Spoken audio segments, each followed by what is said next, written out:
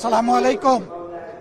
সাংবাদিক ভাই ও বোনেরা, আপনারা দীর্ঘ প্রতীক্ষায় ছিলেন, সারা জাতি প্রতীক্ষায় আছে। বহু প্রত্যাশার একটা নির্বাচন হয়েছে। নির্বাচনের ফলাফল নিয়ে আজকে আমরা কোনো কথা বলবো না, কিন্তু আমরা বুক ভরা আশা নিয়ে এই সংসদে এসেছি। যে এই সংসদ জুলাই শহীদদের রক্তের উপর দাঁড়িয়ে আছে। আমরা অনুরোধ করেছিলাম যে এই সংসদে যারা ফ্যাসিস্ট সরকারের দূষর ছিল, যারা খুনের সহযোগী ছিল, তারা কেউ যেন এখানে কোনো বক্তব্য রাখতে না পারে। এই প্রেসিডেন্ট তিনটা কারণে অপরাধী, যার বক্তব্য এই মহান সংসদে আমরা শুনতে পারি না। প্রথম কারণ হচ্ছে তিনি সমস্ত খুনের সহযোগী ছিলেন। তার আমলে যে খুনগুলো হয়েছে, একটা খুনের বিরুদ্ধেও তিনি শাসক গোষ্ঠীর প্রতিবাদ করেন নাই। সেই খুনের তিনি কোনো ব্যবস্থা গ্রহণ করেন নাই। প্রেসিডেন্ট রাষ্ট্রের অভিভাবক হিসাবে তিনি জঘন্য অপরাধ করেছেন রাষ্ট্রের নাগরিকদের প্রতি। দ্বিতীয় কারণ ছিল, আপনারা জানেন, আগস্ট মাসের 5 তারিখ 24 সালে তিনি জাতির উদ্দেশ্যে ভাষণ দিয়েছেন। সেই ভাষণে তিনি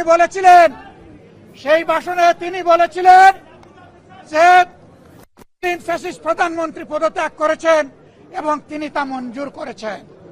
পরবর্তী পর্যায়ে আপনারা দেখেছেন, দুইটা মিডিয়ার সাথে সাক্ষাৎকার দিতে গিয়ে তিনি তা অস্বীকার করেছেন। নতুন গল্প সামনে নিয়ে এসেছেন। তিনি জাতির সামনে মিথ্যাবাদী হিসাবে সাব্যস্ত হয়েছে। দেশের প্রেসিডেন্ট মিথ্যাবাদী সাব্যস্ত হওয়ার পরে প্রেসিডেন্ট হিসাবে তার আর কোন নৈতিক অধিকার থাকে না। 3 নম্বর অপরাধ তিনি করেছেন, তিনি নিজের হাতে অর্ডিন্যান্স সাইন করেছেন। এই জুলাই অভ্যুত্থানের পরে ফেব্রুয়ারির 12 তারিখ নির্বাচন হবে।